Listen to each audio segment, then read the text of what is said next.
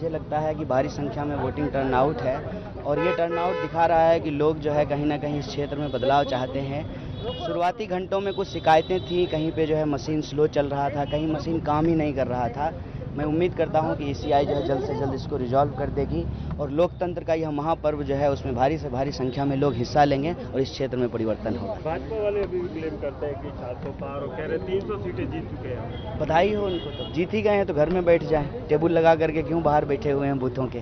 400 पार actually वो seat की बात नहीं कर रहे हैं, पेट्रोल का दाम बता रहे हैं। और सर कांग्रेस की 700 सीटें आ रही हैं दिल्ली में। कांग्रेस की नहीं, इंडिया अलायंस की आएगी। 4 आम आदमी पार्टी की आएगी, 3 कांग्रेस पार्टी की आएगी।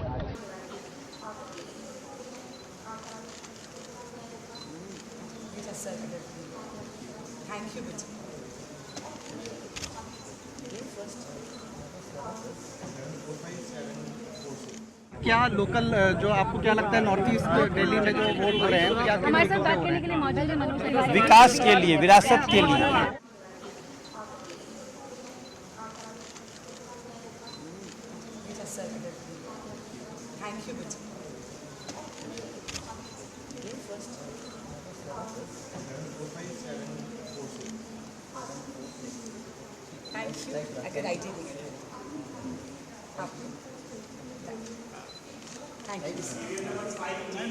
लगे रहो बच्चे। आराम से आगे मत जाओ, आगे मत जाओ।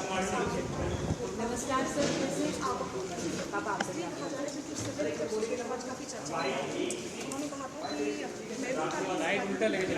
भाई उधर वक्त कहाँ चले गए? महापर्व में आकर अपना योगदान अवश्य दीजिए।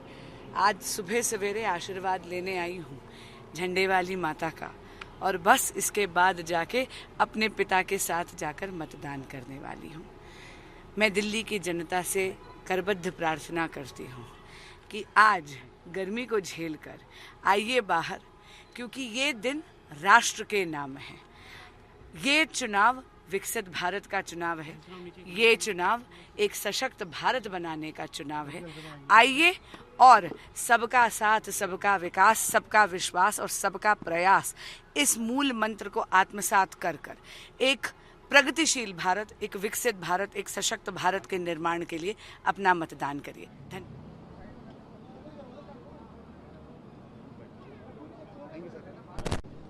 सर अभी आपने मतदान किया है, क्या कहना चाहेंगे क्षेत्र की जनता से?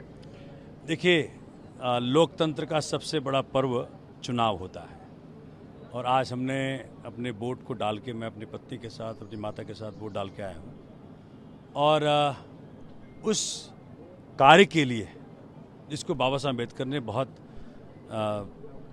तरीके से संविधान के निहित वोट का अधिकार दिया कि जनता अपनी मर्जी से अपने पसंद की सरकार चुने। आज ये बदलाव का वोट है, संविधान को बचाने का वोट है, लोकतंत्र को बचाने का वोट है, एक ऐसा सांसद चुनने का वोट है जो जनता के पास, जनता के बीच में 24 घंटे रहे, उपलब्ध रहे, जनता के लिए काम करे, जनता के समस्याओं का समाधान लाए। चाहे पुलिस की मुसीबत हो, चाहे डीडीए की मुसीबत हो, चाहे ट्रैफिक की मुसीबत हो, हर प्रकार की मुसीबतों का समाधान लेकर के आए। ये वोट उसके लिए है।